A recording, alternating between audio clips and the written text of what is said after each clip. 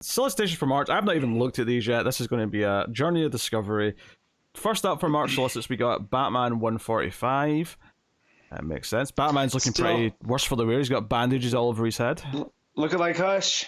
He does look a bit like Hush, actually. Still got Zdarsky, but also Jimenez, so that's good. Yeah. Hard to... I mean, it does at least say following Joker year one, so that's over at least. But I'm not feeling thrilled with where Batman is right now as a book. It is what it is. Suicide Squad Dream Team issue 1. Written by Nicole Maines, and Dreamer's on the cover. I was going to say, is this the first time she's done something that's not Dreamer, but Dreamer's on the cover? I mean, it is called Dream Team. True. Yeah. I didn't realize that was like a pun or a double meaning, but Eddie Barrows and Eber Ferreira on the art. When Amanda Waller makes her move to seize the ultimate power in the DCU, nothing will stand in her way, not even the future. Spinning out of the events of Titan's Beast World comes the story of Dreamer, the precog Dreamwalker who has a run afoul of the most powerful hungry villain in DCU history. With a superpowered hero who can see the future on her side, is Waller's Suicide Squad finally unstoppable? Join Harley Quinn, Bizarro, Clock King, Black Alice, and Deadeye for the fight for DC's future, and the next big step towards the cataclysmic event of 2024. So they're teasing the 2024 event, whatever that is. Already, yeah. I don't know. And also, notably, Nicole Maines is going solo on this as a writer. Mm-hmm. So that's cool. I don't know if I'm going to like it, but... Yeah. I do like Bizarro being part of the Suicide Squad for whatever reason, that's a nice change from our typical. Same with Black Alice. I like Black Alice as well. Does that mean Amanda Waller's going to have to tell him to do good things to get him to do the bad things she wants? Mm-hmm. Very possible. Next up, we got Batman Dark Age issue 1, which is Mark Russell writing with Mike Allred on the art. Interesting. Yep. So this is the inverse to the Space Age Superman book. Yeah, of course.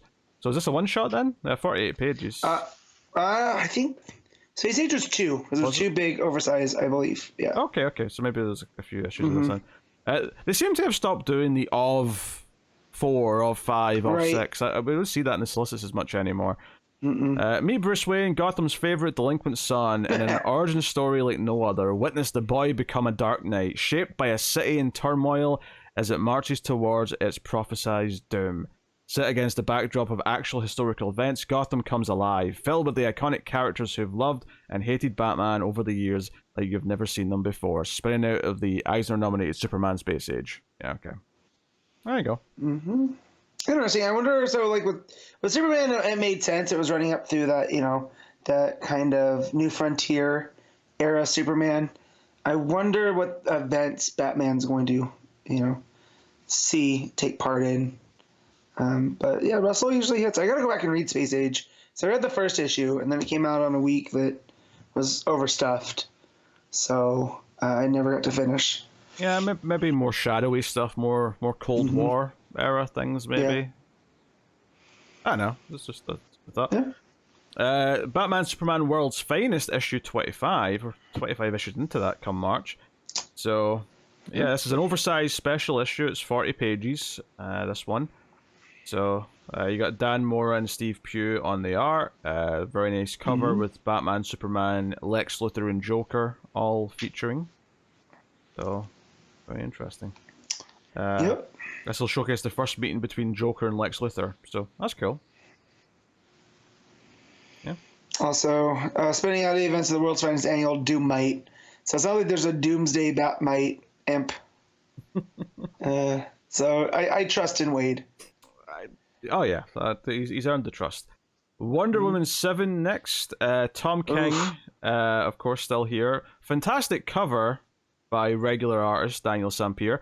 However, Matt spoiled it with his noise there, but we have a different artist on this issue, and it's a sad state of affairs. I'll say that. Gillian March is doing the art for issue 7 of Wonder Woman. Well, it sounded like from Twitter that Sam Pierce still doing issues, so I'm going to assume this is just a fill-in.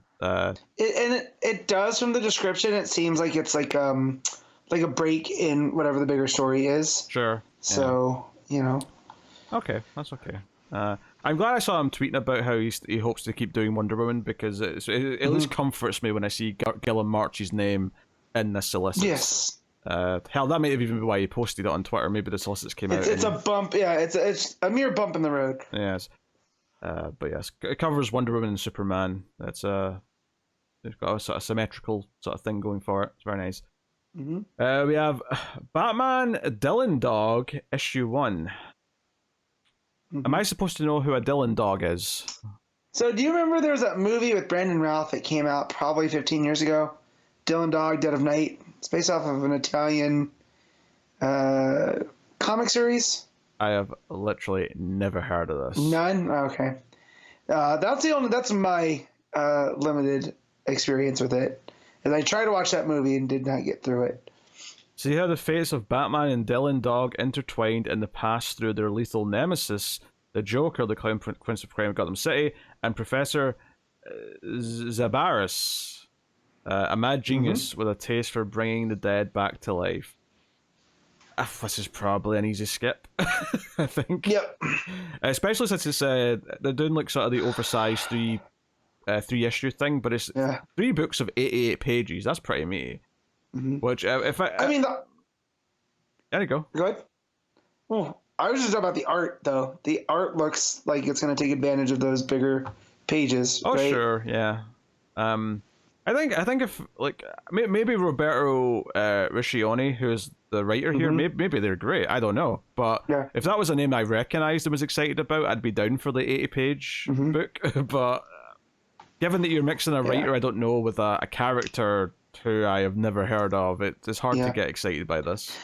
I believe they're a paranormal investigator in the vein of Constantine, but they're not as, not swarthy, but like, you know how Constantine is. You can't trust him.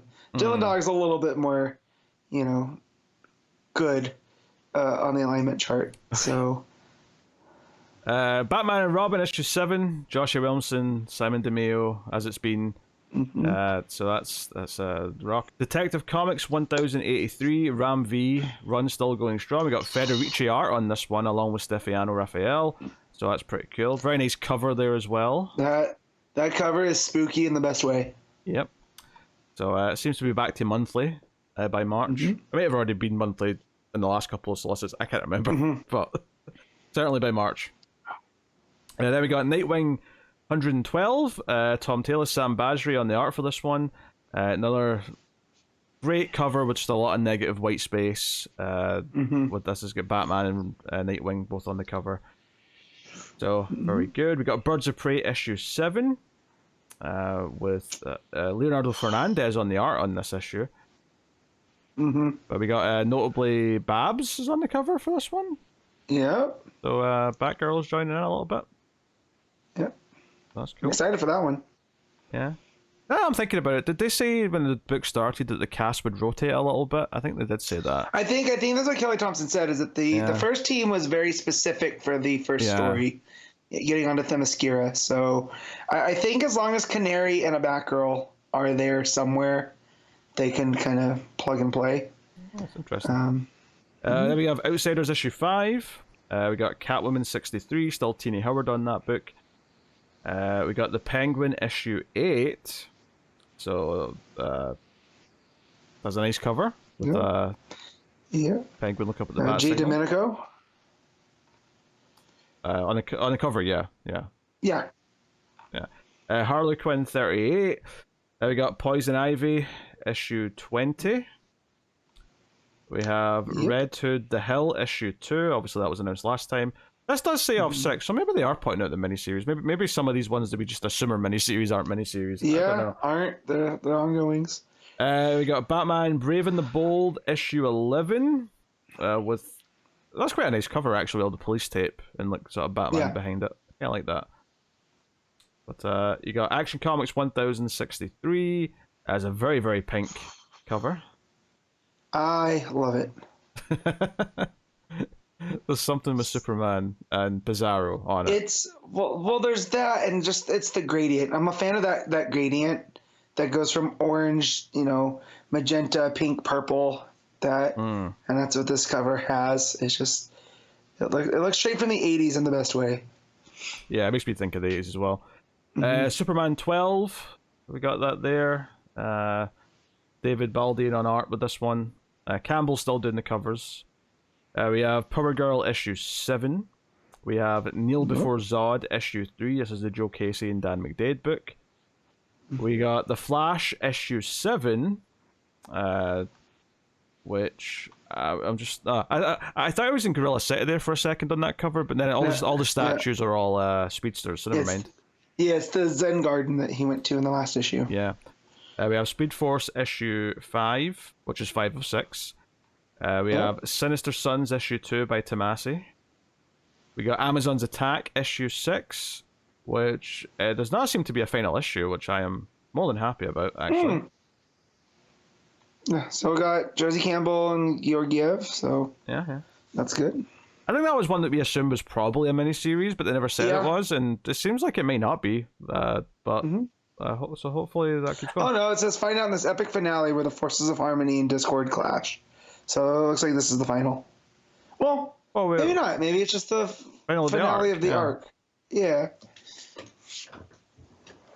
Yeah, it could just be the end of the arc. But then again, that does mark it up where, it could just be the final issue again. Right. We'll find out in the next Solicits, I guess. We have Titans issue 9, which has got a Chris Samney cover. Out of nowhere, but yeah, Lucas Meyer's on the art on this particular issue. I don't know if I know who Lucas Meyer is. I don't know if I have expectations on their art. Yeah, but you can't really tell because of the Somni art, you know. Yeah, it's not their cover, so you can't judge it. Yeah. We have Green Arrow issue 10, which I'm sure Matt will still put himself through. Yeah, there's always one book, but so you got Emmy and.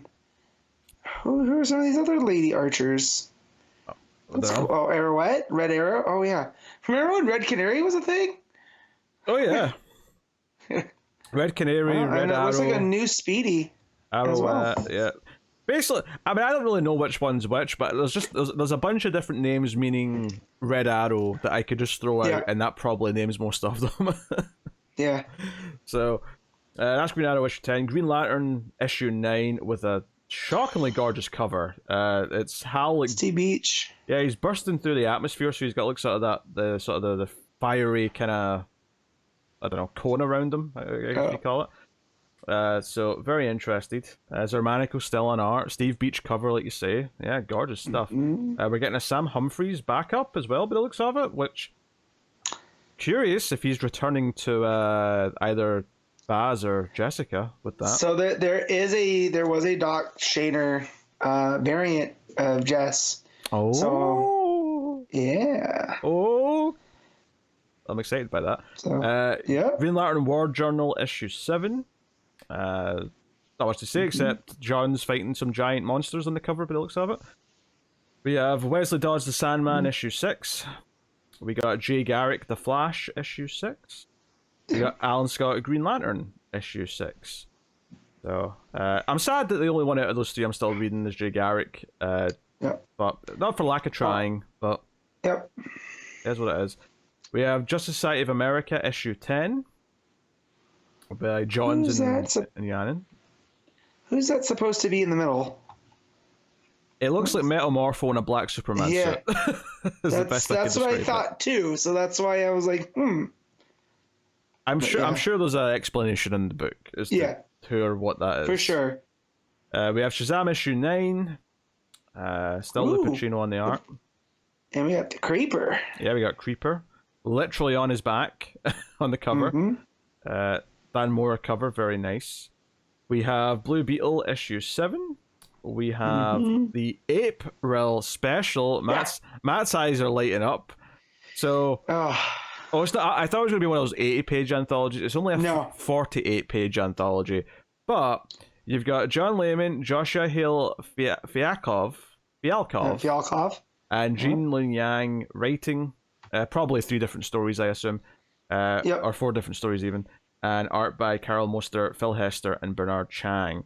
I assume the Yang story's probably Monkey Prince. Yeah. Yep. But yeah, so it's all apes. You got Gorilla Grodd, you got Detective Chimp, you got a whole host of ape characters. Yeah, so it says, let me just read this out loud because this made me laugh. Go on. Gorilla Grodd's recent wait. You want me to wait? Incarceration. Yes. There you go. And the page of the Flash has left a void that left Monsieur Mallah is more than happy to fill. Ape assembling a group of the DCU's most sinister simians, Mallah forms a legion of oh my god, with an eye towards world domination. Whoever wrote this is really earning their keep. But the world won't be conquered that easily. Enter the All-Ape Jungle League. What? That is just, wait. League? Yeah, this team of the heroic anthropoids. This is the board intern who's writing the solicits. He just had a field day with this one. That's all this is. Yep. I just wanted to get to the prepare a batch of chocolate chip cookies. I suspect this is kind of loosely tying into the fact that Godzilla vs. Kong, or Godzilla Cross Kong, is out in April, and that's probably what this is. Speaking of which, Justice League versus Godzilla versus Kong. Issue 6. Hey, look at that cover. What am I even looking at? It's Kong upside down. I was looking. I wasn't even sure what I was looking at there for a second.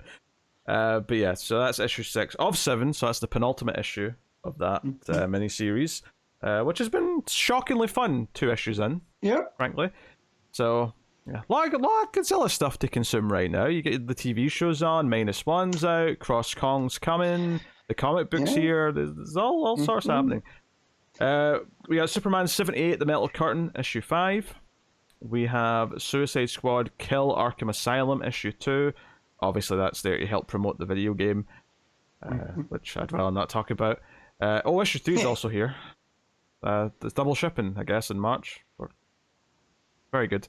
John Constantine, Hellblazer, Dead in America, issue 3. This is the Cy Spurrier and Aaron Campbell Black Label book.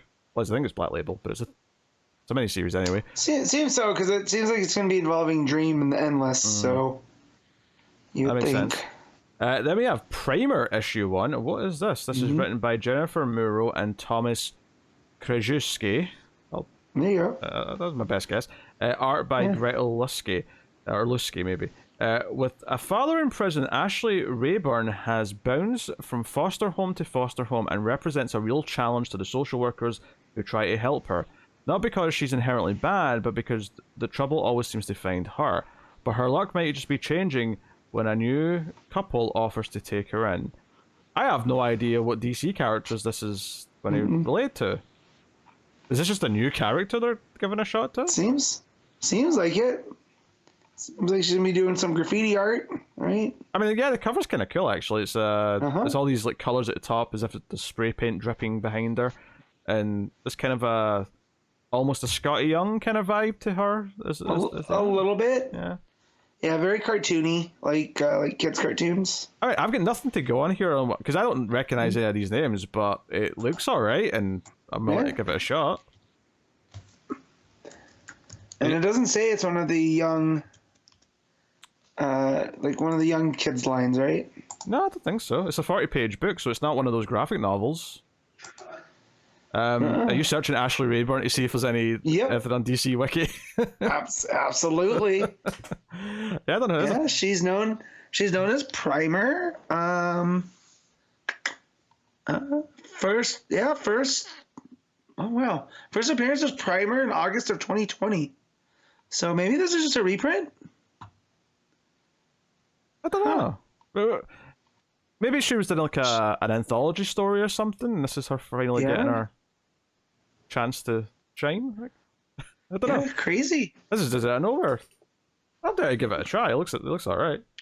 Yeah. It's just based on. And it's all the same people. Muro, Krajewski, and Lusky says a superhero graphic novel. So it seems like they are just splitting it up then, right? Because that's. Well, that's 40 pages. I mean, this could be new. This could just be them. I mean, it could be, but it's seeming to me like it's the same cover on this as it was. Oh, is it? Okay. It was put out through the graphic novels for kids. So okay, this fair seems enough. like they're That's it. There's always a chance though they're just using that as a placeholder because they don't have a cover for this yet. Yeah, no, that's true. But it seems fun. Seems fun enough to read. Like the art looks good. We'll see if it's actually a new series of some kind. Not necessarily precludes it from being covered if it is coming out as a more digestible issue. Batman Scooby-Doo Mysteries issue 3, Looney Tunes 277, Detective Comics 411 Facsimile Edition, Limited Collector's Edition 51 Facsimile Edition, Mad Magazine 37, and that takes us on to the trades and whatnot. We got Barda, written and drawn by Gozi Ukazu. Yeah. I'm going to assume that N at the start is silent. Is silent. Yep. My life flashed before my eyes there when I saw that name. So that's Barda, one of these original graphic novels. We also have Batman and Robin and Howard issue 1, which again, another sort of kids line. Although this is a 40-page book, to be fair. Maybe this is less a graphic novel, more just a one-shot. And then the trades and collections, we got Superman Volume 2, The Chained. Softcover, we have Steelworks miniseries, softcover. We have The Flash Volume 20, Time Heist. And this is $7.97 to $7.99, and 4 stories, from Flash 800. Wait, hold on a second. That doesn't seem like enough.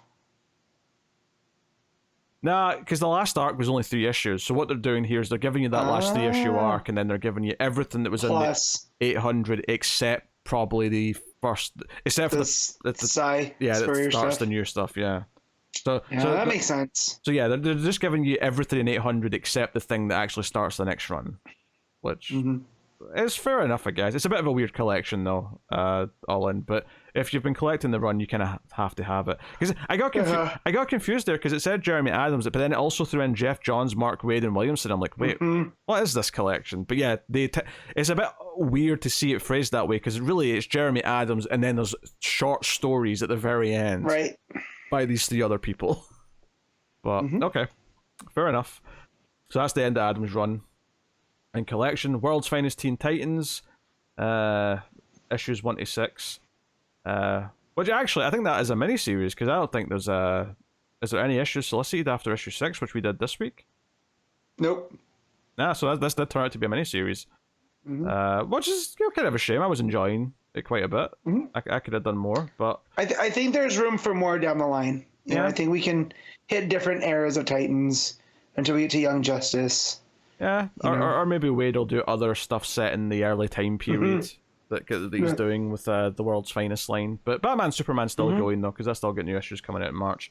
Yep. Then we got Batman the Black Mirror Deluxe Edition, which... No, I was going to say it's had a deluxe edition before, but no, it had a hardcover before, but it wasn't a deluxe hardcover. Yep, because I have the hardcover. So I got signed by Snyder when I met him. Yeah, I had the hardcover back in the day, so now it's getting a deluxe. That's very cool. It's one of the best Batman stories ever. I recommend it. Probably my favorite Dick as Batman story. Yeah, speaking of Absolute Batman Arkham Asylum, also one of the best Batman stories ever by Grant Morrison and Dave McKean. It's fantastic art. That's got a new Absolute edition, which is an interesting one because it's a relatively short story. It's only it's like maybe 80 pages, something like that. It was like an oversized one shot, effectively, that's been given all these big fancy versions. Absolute Batman: The Dark Knight, The Master Race. That title always makes me cringe. I forgot this. I remember this, like people talking about this title, but I think in my mind it was something that got cancelled and never came out. But apparently it's getting a new Absolute edition, so I guess it did come out. But yeah, horrible title. I can't imagine the third, much later Dark Knight book from Frank Miller was any good. I've heard from people that I genuinely respect that it is not. It's a lot better than Dark Knight Strikes Again. So, but I mean, at the point when you're 6 feet under dirt, what's 3 extra feet above you? Yeah, I think I'm good. DC Pride, Love and Justice. This is obviously the one shot, but it's also got stories from New Year's Evil, Mysteries of Love and Space, and Young Monsters in Love. So probably all the queer related stories by creators from those also shoved with it to make it more of a collection. Yeah. Yeah, that's cool. I think it's nice that people can support this, and I think it's. I mean, it's not something I would like. These 80-page one-shots typically I find to be a hodgepodge of quality. So the idea of buying a hardcover of one does not appeal to me. But it's nice that they're giving it a bit of a. Yeah, and if you're collecting certain characters though too, it's nice to have a hardcover. Yeah. You know, of certain things. There's also DC Pride Better Together, which includes DC Pride 2023. Along with the debut of Circuit Breaker from Lazarus Planet Dark Fate issue 1 and an Alan Scott tale from DC Pride through the years. So they're doing a couple of these. Part of me wonders why didn't they just slap this together and make a bigger hardcover? Because they're both quite short. Like one's 140 pages, the other's 150. Just make a 300-page hardcover, charge more for it. Yeah. Would have been an easier sell, I think. But there it is. Batman Wayne Family Adventures Volume 4. Vixen NYC Volume 5, Zatanna and the Ripper Volume 3. Then we got Booster Gold, the complete 2007 series, Book 1. So they're doing big, thick trades. Yeah, let's go. Of that Booster Gold book. Yeah, this is issues 0 through 14 and the 1 million issue. So. Yep. With Peter Platinum, who's the Booster Gold of the year 1 million. Or the 853rd century, whatever it is. This is the story that made me love Booster Gold. So I'm here for this. Also, I did not remember Remender writing on this. So that's interesting. What else is interesting is that they're doing Nightwing and Night in Bloodhaven Compendium 1. So this is actually the original Nightwing run being collected in a supersized softcover. So 1,000 pages... has the original 4-issue miniseries and then the first 25 issues of the 1990s Nightwing book, plus a bunch of like one-shots and tie-in issues that are relevant. So, I mean, it's cool that they're collecting this run again in a different way. Admittedly, at that page count, I'd want a hardcover omnibus, not a softcover. Yeah, there's no way you're keeping that spine intact. It's wild though, because it's like just do it in hardcover. Like people like Nightwing enough.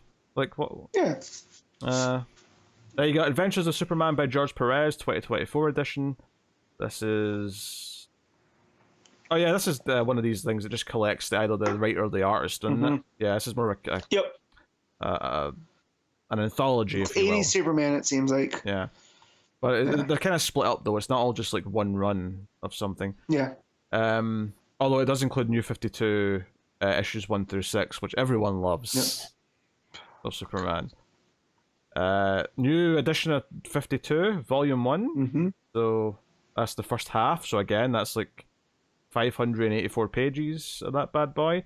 Batman Fortress by Gary Whitta, which I dropped hard after one issue, getting a softcover. Blood Syndicate Season 1, softcover.